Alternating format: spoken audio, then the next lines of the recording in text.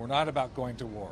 This is about continuing to protect our interests in the Middle East. Lawmakers on Capitol Hill were briefed behind closed doors Tuesday about the escalation in tensions with Iran.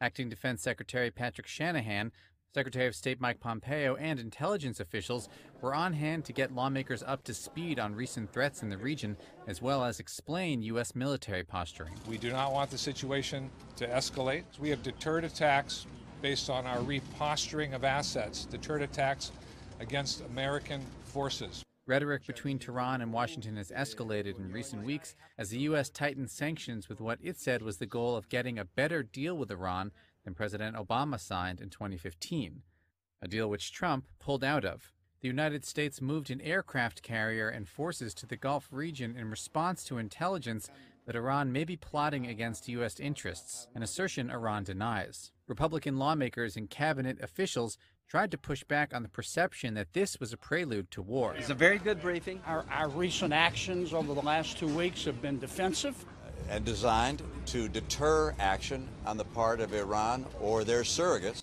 Democrats were not convinced. Well, we still don't have a clear idea of what the administration's objectives are. There was no effort to lay out a thoughtful interdepartmental strategy for how this is ultimately going to wind up in a better deal being signed by the Iranians than was signed by the Obama administration. I worry very much that intentionally or unintentionally we can create a situation in which a war will take place. According to a Reuters Ipsos poll released on Tuesday, 51% of all Americans believe that the U.S. will go to war with Iran, quote, within the next few years. So with Iran, we'll see what happens.